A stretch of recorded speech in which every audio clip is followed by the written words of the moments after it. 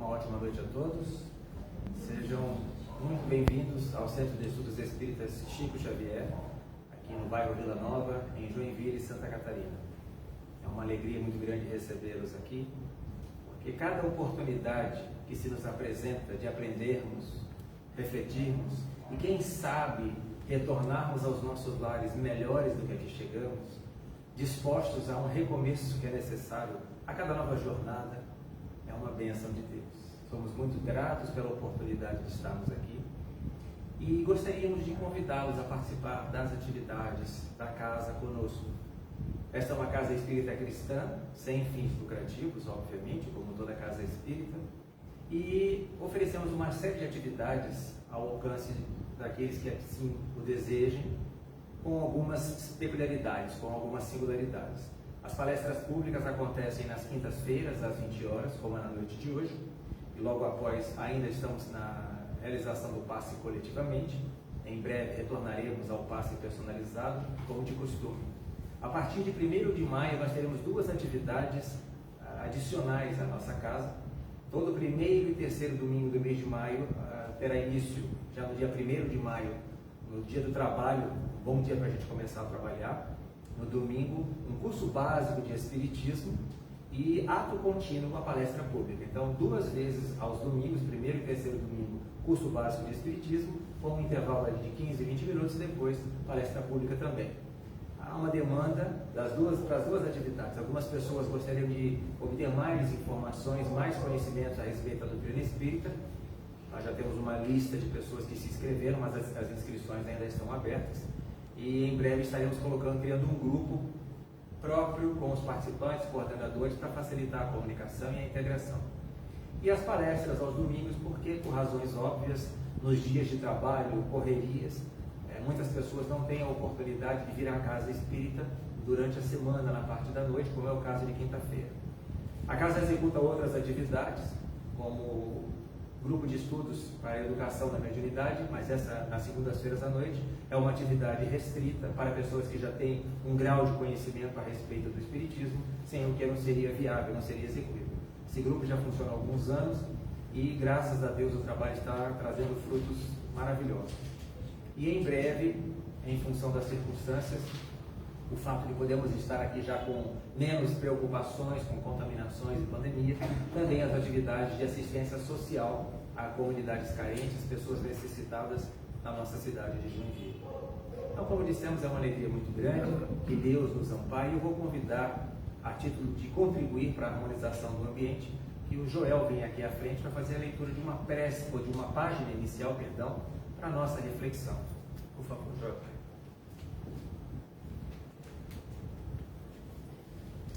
Do livro Pão Nosso, psicografia de Francisco Cândido Xavier, pelo Espírito Emmanuel.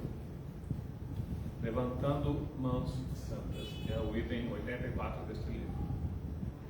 Quero, pois, que os homens orem em todo o lugar, levantando mãos santas, sem ira nem contenda.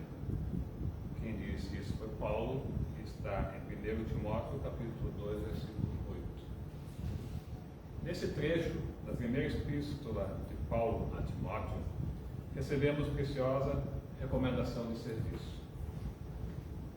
Alguns aprendizes desejarão lubrigar no texto apenas uma exortação às atitudes de louvor. No entanto, o convertido de Damasco esclarece que devemos levantar mãos santas em todo lugar, sem ira nem contenda. Não se referia Paulo ao ato de mãos postas, que a criatura prefere sempre levar a efeito em determinados círculos religiosos, onde, pelo artificialismo respeitável da situação, não se justificam irritações ou disputas visíveis. O apóstolo menciona a ação honesta e edificante do homem que colabora com a providência divina e reporta-se ao trabalho de cada dia que se verifica nas mais recônditas regiões do mundo. Lendo-lhe o conselho, é razoável recordar que o homem, no esforço individualista, invariavelmente ergue as mãos na tarefa diuturna. Se administra, permanece indicando caminhos. Se participa de labores intelectuais, empunha a pena. Se opera no campo, guiará o instrumento agrícola. Paulo acrescenta, porém, que essas mãos devem ser santificadas, depreendendo-se daí que muita gente move os braços na obra terrestre, salientando-se, todavia, a conveniência de se ajuizar da finalidade e do conteúdo da ação despendida. Se desejas aplicar o raciocínio a ti próprio, repara, antes de tudo, se a tua realização vai prosseguindo sem cólera destrutiva e sem demandas inúteis.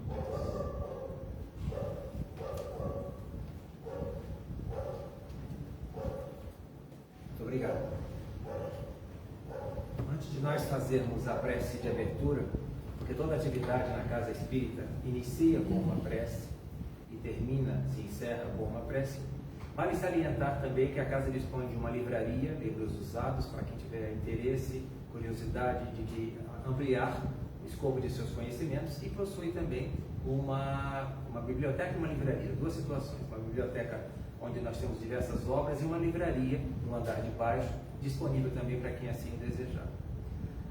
Dentre as atividades de aperfeiçoamento cultural, de aprimoramento intelectual, de tempos em tempos também nós desenvolvemos o estudo sistematizado da doutrina espírita. Neste momento não está acontecendo, porque a última turma se formou no ano passado, e neste ano nós vamos, justamente pela demanda de novos frequentadores, muitas pessoas que não estão inclusive aqui nesta noite, nós estaremos com o curso básico tendo início no primeiro dia de maio.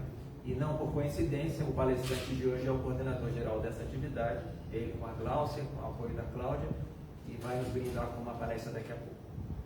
Vamos então procurar elevar ainda mais os nossos pensamentos, as nossas vibrações, deixando de lado por alguns instantes, como um presente a nós mesmos, a correria do dia a dia, o cansaço, as preocupações, aquilo que fizemos, o que temos que fazer, o que não fizemos, e vamos elevar o pensamento a Deus, nosso Pai. Senhor Deus, amado Pai, Criador, muito obrigado, Senhor, por aqui nos encontrarmos novamente, reunidos em vosso nome, em nome do Mestre Jesus, sob o amparo, a dedicação, o acolhimento e o carinho dos benfeitores espirituais, responsáveis pelas atividades nesta casa espírita cristã. Nestes dias difíceis, com cataclismos, guerras que usam armas, guerras utilizando palavras, acusações, intolerância, cumpre-nos então arregaçarmos as mangas, aprendermos para nos tornarmos criaturas melhores, para combatermos com tolerância, com respeito, com acolhimento, sabendo ouvir, sabendo calar, sabendo falar. Não por acaso aqui nos encontramos, carentes, necessitados do pão do Espírito, que as palavras nesta noite, Senhor, através do nosso irmão Ciro Carlos, cheguem aos nossos corações, suscitando reflexões, repensar de procedimentos, de condutas.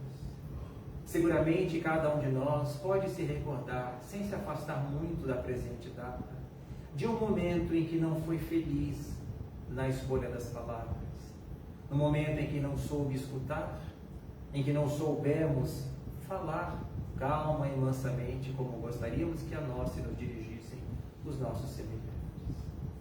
Que aprendamos, que reflitamos, tal qual nos ensinou Jesus, a nos amarmos mutuamente, fazendo-o inclusive pela expressão verbal. Muito obrigado, Senhor, que o vosso amor, que a vossa paz estejam conosco hoje e sempre, e que os amigos espirituais inspirem, acolham e amparem o nosso palestrante da noite. Muito obrigado, e assim seja.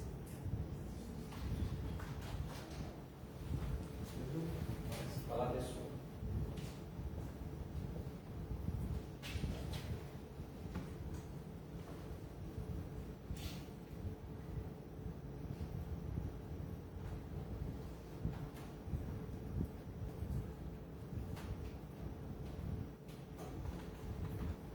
Boa noite, pessoal. Boa noite a todos que nos assistem pelas redes sociais, pelo Facebook. Mais uma vez é um prazer a gente poder trocar um pouco de ideias, né? Principalmente usando a fala, e hoje o tema é a fala. As nossas palavras, muitas vezes as nossas palavras não saem da boca, né? Saem do nosso pensamento e elas atingem o universo. Então vamos pedir que a espiritualidade de luz possa nos iluminar, possa permitir que eu consiga transmitir os ensinamentos durante toda essa noite, pedindo a permissão e o auxílio da espiritualidade que coordena os trabalhos desta quinta-feira. Que assim seja. Então, palavra, né? Cuidado ao falar. Isso tem muita ligação com a palavra, né? E é engraçado porque a palavra, para aquele que não tem o dom da fala, né? Uma pessoa que é uma deficiência, que tem uma deficiência da fala, a palavra é feita por gestos, né?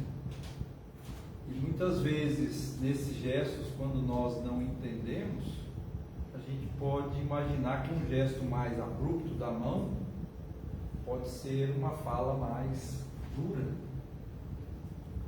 Mas muitas vezes a fala, ela está muito ligada ao que nós pensamos.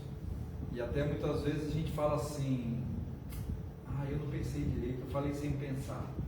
Será que existe um falei sem pensar? Então a gente tem que entender que a palavra, que é o dom que muitos de nós temos, né? Esse dom da fala, ele tem um poder de comunicação, né? Ele é um veículo de transmissão muito, muito, muito poderoso. E ele pode ser um instrumento, e com certeza o é, né? Que poucos sabem utilizar.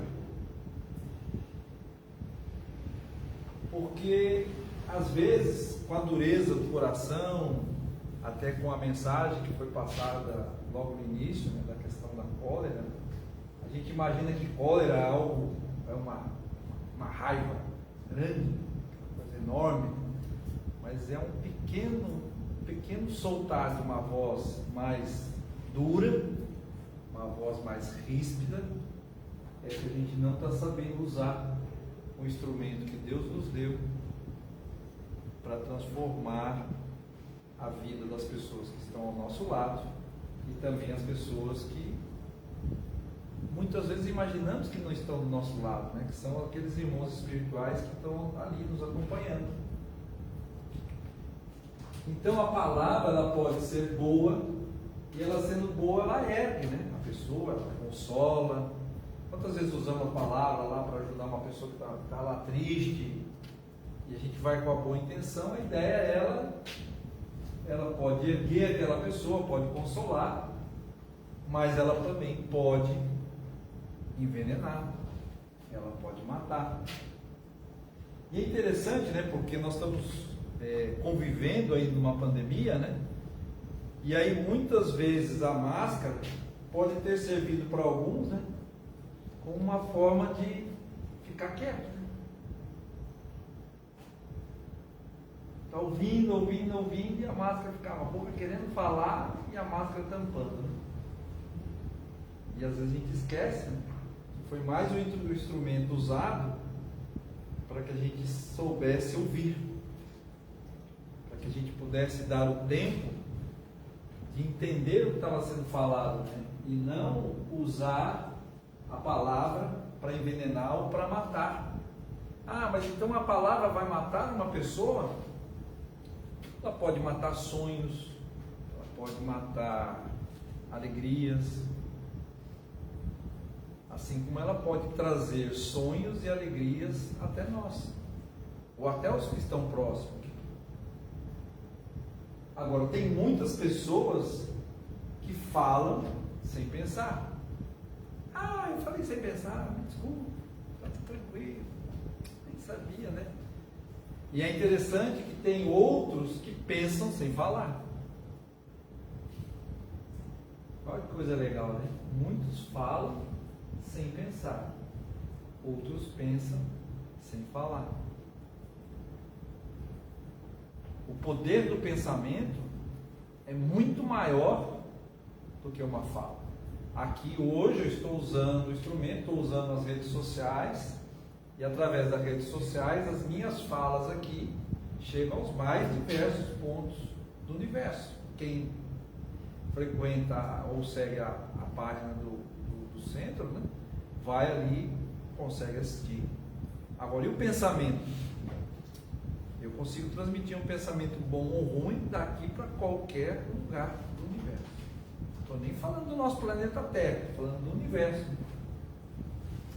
E aí é interessante a gente ver isso, porque na literatura espírita tem uma passagem bastante interessante, lá no livro Nosso Lar, né? Todos nós sabemos dessa potência do nosso lar, do próprio filme, né?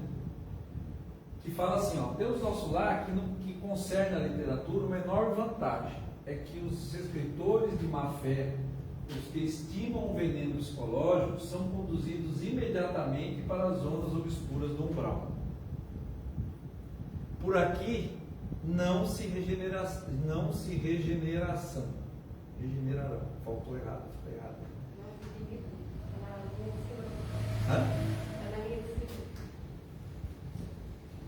Por aqui não se equilibra, isso mesmo. Nem mesmo no Ministério da Regeneração, enquanto perseveram em semelhante estado da alma. Então, muitas vezes, a gente vê pessoas escrevendo na internet, ali, querendo ou não, é uma forma de se falar, uma forma de se comunicar. E aquilo que nós escrevemos é nossa e total responsabilidade.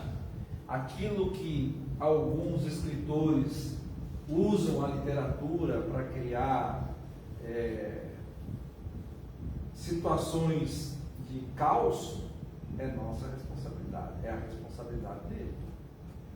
E esses irmãos, quando do seu desencarne, com certeza acabarão passando por algumas dificuldades, assim como o próprio André Luiz, né, passou, e ali também entendendo que existe a possibilidade da mudança, mas a partir do momento que eu faço a minha mudança de atitude, a partir do momento, tanto que, se vocês lembrarem do Nosso Lar, né, quando o André Luiz queria falar, o que era dado para ele? Um copo de água.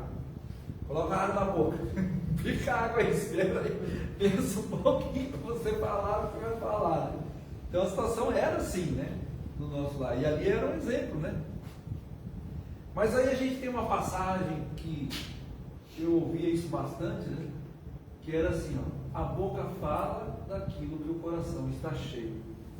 Disse-nos Jesus. Está lá em Mateus 15, 18, né? Mas quando a gente começa a pensar um pouquinho sobre o que a boca fala, o que o coração está cheio, a gente tem que entender que todos nós aqui estamos num processo de evolução. E essa evolução da humanidade, por exemplo, hoje, muitas falas são consideradas como falas racistas, são consideradas como falas de ofensa moral, né? Mas alguns séculos ou alguns anos atrás, não assim eram. Então, muitos termos que hoje são usados são, mas aí é o povo do mimimi, etc. Mas será que realmente é assim? O que para nós, muitas vezes, era muito normal, para alguns, às vezes a gente não percebia que aquela pessoa se ofendia com algumas falas. Então a gente tem que entender que esse é um processo de evolução do próprio universo, do próprio planeta, da nossa evolução moral, da forma como a gente quer se relacionar, né? E Lázaro comenta assim, ó, ele faz o seguinte comentário, né? No seu ponto de partida, o homem só tem instintos. Então todos nós só tínhamos instintos no nosso ponto de partida, né? Mais avançado e corrompido. Mais avançado e corrompido só tem sensações. Mais instruído e purificado tem sentimentos. E o amor é o requinte do sentimento. Então olha que legal, né? Quanto mais instruído e purificado, mais eu vou ter sentimentos. E quanto mais sentimentos eu tiver, eu começo a ter o requinte da minha forma de agir e pensar. Ah, mas tem gente que só tem sentimento mal. Naquele momento ele talvez não esteja se instruindo e não esteja ainda sendo purificado. Talvez ele esteja ainda só tendo sensações. Porque a partir do momento que a gente se instrui, a gente começa a ter uma forma diferente de enxergar as circunstâncias, de enxergar as coisas ao nosso lado. E aí é onde a gente começa a dar mais valor à vida, a gente começa a dar mais valor às pessoas que estão ao nosso lado, né? Então tudo isso é o requinte, né? É o afinamento, né? Mas quando a gente fala assim, ó, a boca fala daquilo que o coração está cheio, mas do que está cheio o nosso coração? Já pararam para pensar? Do que está cheio o coração de vocês?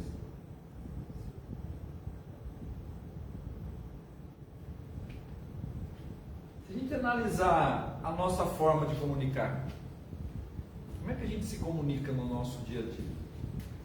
Será que a gente é a todo instante bondoso, caridoso, paciencioso? Ah, mas então quer dizer que nós estamos todo mundo aqui cheio de impureza? Não, nós estamos em processo de evolução.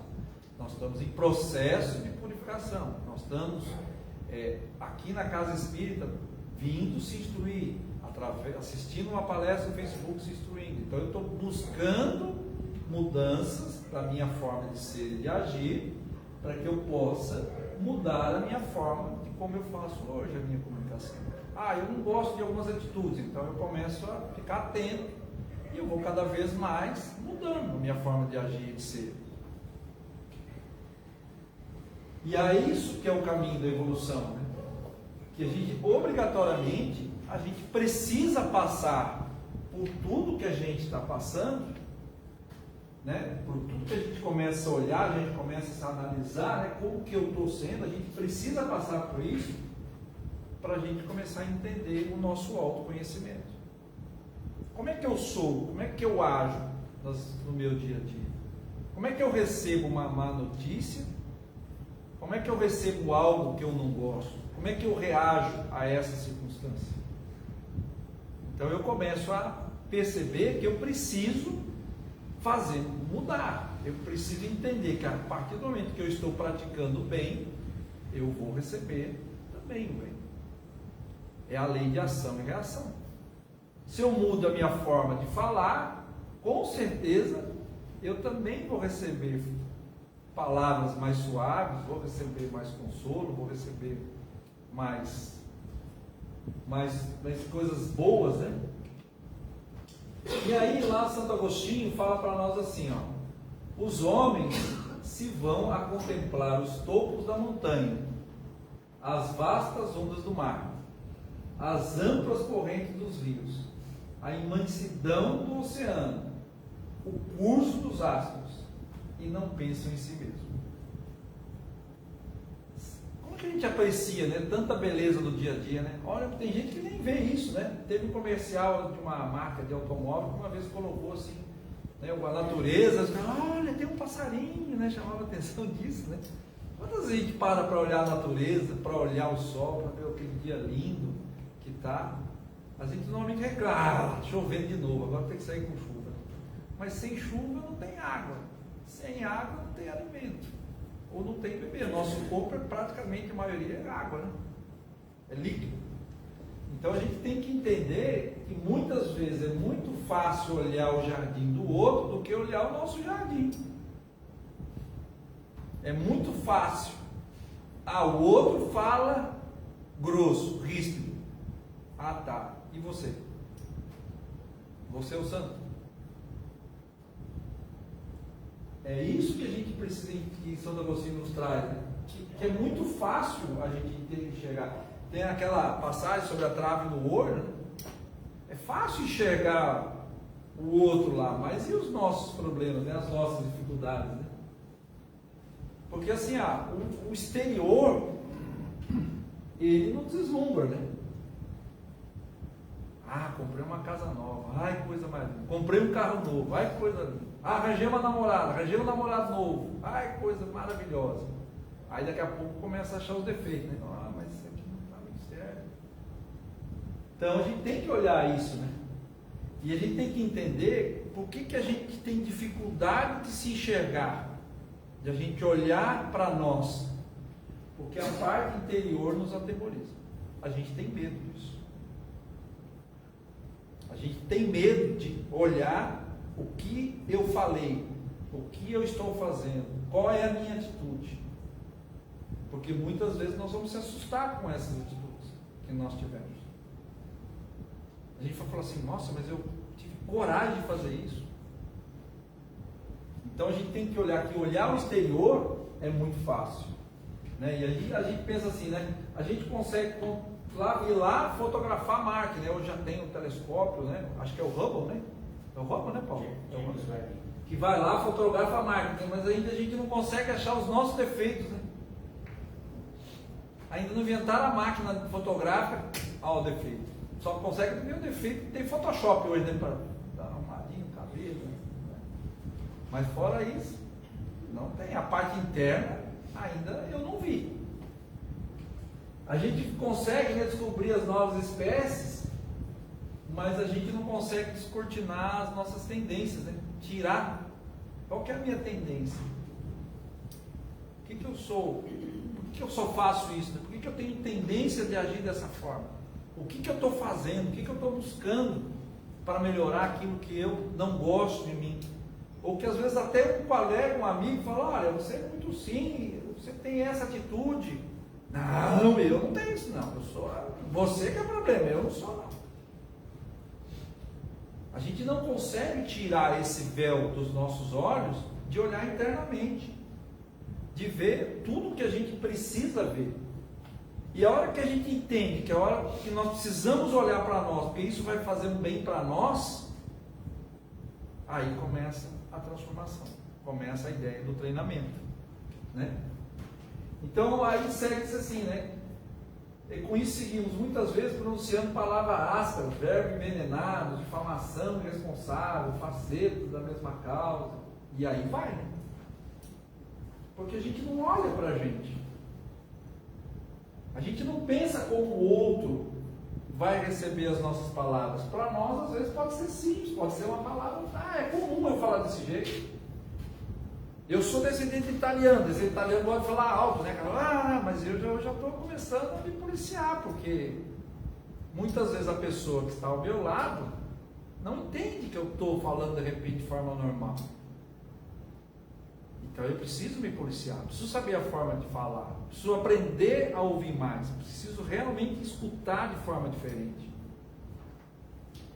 É isso que a gente precisa fazer, porque aí as nossas palavras vão sair de formas mais suaves. Porque eu estou começando a policiar os meus ouvidos para que o que saia da minha boca saia com mais delicadeza, com mais suavidade. E aí assim, né, a gente tem aqui, no começo ali nós falamos, né, a questão assim, mas eu falei errado, tá tudo bem, né, eu peço desculpas, né. Como é que será que está o nosso pacotinho da desculpa? Será que está cheio das desculpas que nós pedimos? Como é que ele está? Está bem carregado? Está leve? O fardo está leve? O fardo está, sabe? Porque a gente sempre vai buscando se desculpar, né? A gente vai desculpando, né? E aí acaba até colocando assim,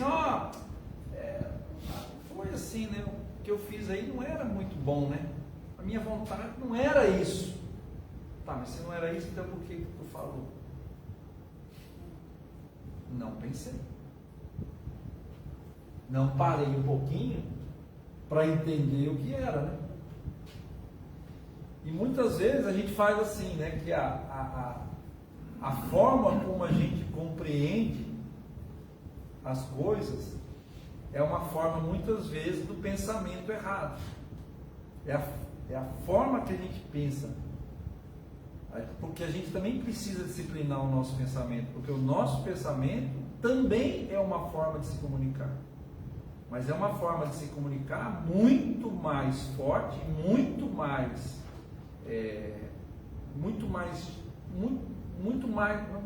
mas assim, ela gera até muito mais responsabilidades do que a fala. Porque apesar de eu não ter dito e ter pensado mal de alguém, eu estou querendo mal de alguém. Então eu estou criando uma coisa que vai contra as leis do universo, que vai contra as leis divinas. E aí a gente precisa parar para pensar nisso, né? Porque se a gente parar assim, né? Eu vou continuar impulsionando coisas ruins. Então é porque eu continuo utilizando o mal das minhas atitudes. Se eu começar a impulsionar coisas boas, começar a impulsionar palavras boas, pensamentos bons, eu começo a mudar a forma. Boa noite, seja bem-vindo. Quem é o proprietário do Sandeiro? Eu preciso entrar na minha casa ali. Sandeiro com a final 39. Obrigado. Obrigado.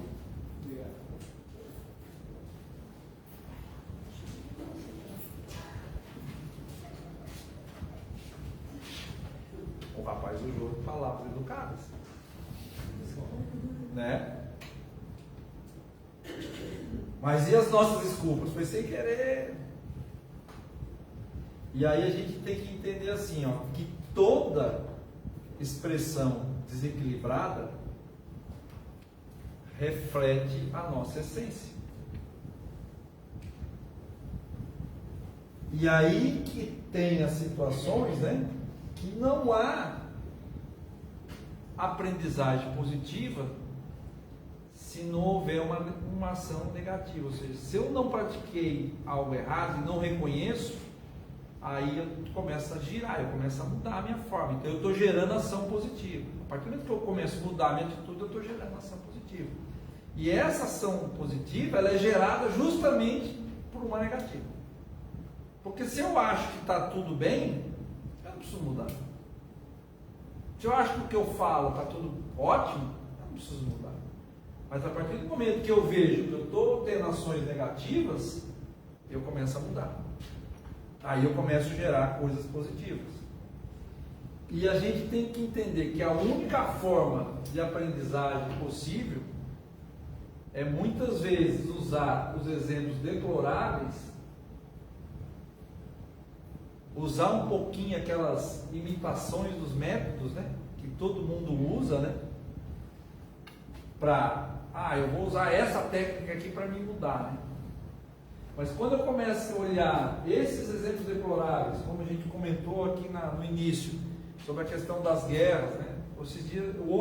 Hoje mesmo nós estávamos conversando, a qual fazia o seu comentário sobre um tanque de guerra indo sobre um motociclista lá na guerra, né? Está errado? Sim, mas é uma guerra, e a guerra é triste. Então, muitas vezes, o outro pensa que aquele ia fazer mal para ele. Então, esses exemplos deploráveis que a gente faz, a gente tem que falar assim, ó, eu vou imitar isso, eu vou usar os mesmos métodos para mim, no meu dia a dia. É assim que eu tenho que ter a supremacia sobre o outro?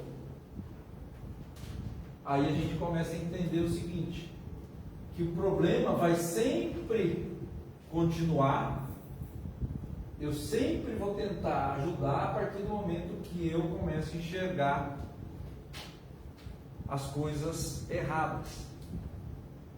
E aí eu começo a fazer a minha manutençãozinha, né? Começo a apertar um parafuso aqui, começo a fazer uns ajustes ali, começo a mudar uma atitude aqui, começo a ouvir mais, começo a falar menos, começo a querer escutar o próximo. Então eu começo a fazer os ajustes, né? E para nós que somos conhecedores da doutrina espírita, como é que é isso, hein? Será que nós somos conhecedores da doutrina espírita, nós somos santos? Nós não pecamos? Nós não fazemos uso da palavra indevida? E a pessoa uma vez falou, mas você é palestrante, né? Eu falei assim, olha, eu sou palestrante espírita, mas eu também tenho as coisas para ajustar. E muitas vezes o que está sendo colocado para mim estudar é justamente o que eu mais preciso naquele momento. E a gente precisa disso, né? E quando a gente começa a entender que Kardec lá nos fala, né, que a nossa transformação moral se faz através dos esforços que nós fazemos na nossa caminhada, na nossa jornada, é aí que a gente começa a fazer a mudança e começa a controlar mais as nossas inclinações e começa a fazer as escolhas, começa a diminuir as minhas inclinações para a prática do mal e começa a me instruir para a prática do entendimento moral. Que isso é importante, né? Porque quando a gente começa a estudar o Espiritismo, a gente entende que toda a pedagogia espírita é voltada para o amor. Toda ela. O nosso lema, né? Fora da caridade não há salvação. E o que é a caridade? É muito mais que o amor. É algo muito supremo, né? Algo infinito, que é a dedicação total, servir, sem esperar nada em troca. Quando a gente entende que a metodologia que é usada pela doutrina espírita, né, que ela começa a focar no educando, e aí a gente começa a entender que é para promover a empatia, a construção do conhecimento, aí a gente começa a entender que nesse campo não há forma, não cabe mais essa forma agressiva de se comunicar, de se fazer as coisas. Então a responsabilidade do conhecimento que nós vamos adquirindo na doutrina é para que nós possamos aplicar. E vai ser através dos nossos exemplos que muitos vão se mudar a forma de ser, de agir e de falar. E essa é a importância, né? Porque a gente tem que enxergar assim, ó. A doutrina, na verdade, a doutrina ela se estabelece a busca da verdade, ela traz a verdade. A doutrina espírita, a base dela é a verdade. Ela não se baseia no que é bonito, do que é feio, ela se baseia na verdade, no ensinamento e na busca do aperfeiçoamento moral.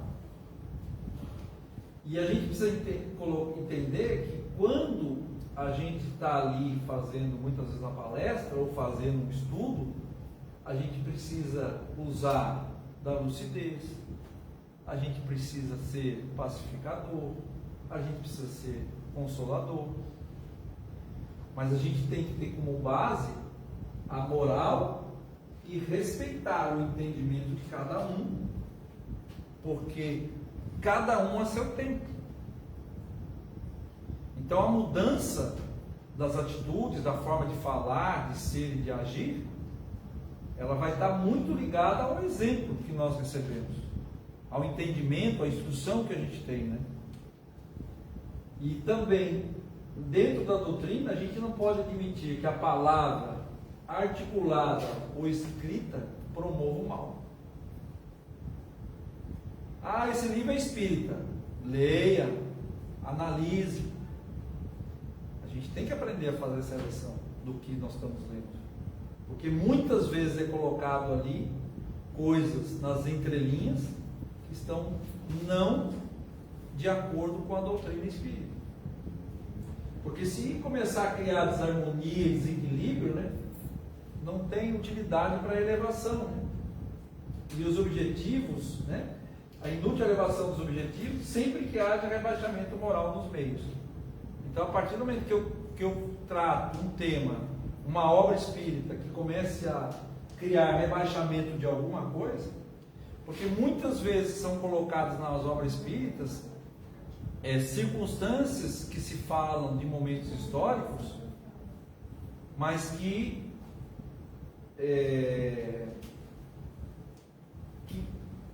não trata da questão moral, ou trata da questão moral não colocando ela como fator principal. Começa-se a trazer a ideia de que a gente precisa trabalhar a elevação moral, porque aí a nossa mudança da fala, a forma de falar, a forma de ser, de se comunicar, vai criar mudança, né? E aí, finalizando aqui o nosso bate-papo, né? Acho que a gente tem que torcer para que a nossa boca, né, seja um reflexo do coração. E que esse coração esteja cheio do Espírito de Deus. Porque a partir do momento que nós estamos buscando a prática do amor, nós estamos cada vez mais próximos de Deus. E estando mais próximos de Deus, nós vamos ser mais seletos naquilo que falamos. Certo? Então, mais uma vez agradeço a oportunidade aqui no Centro Estudo Chico Xavier. Eu vou deixar aqui no final, tem toda a bibliografia que foi usada para nosso bate-papo. E estou deixando também aqui no centro, né, a palestra, para que possa ser usada. O pessoal que está no Face pode também consultar as obras que estão aí. Muito obrigado a todos, mais uma vez. E vamos aproveitar, né, fazendo o nosso encerramento, agradecendo a Deus, agradecendo a Jesus por mais essa oportunidade.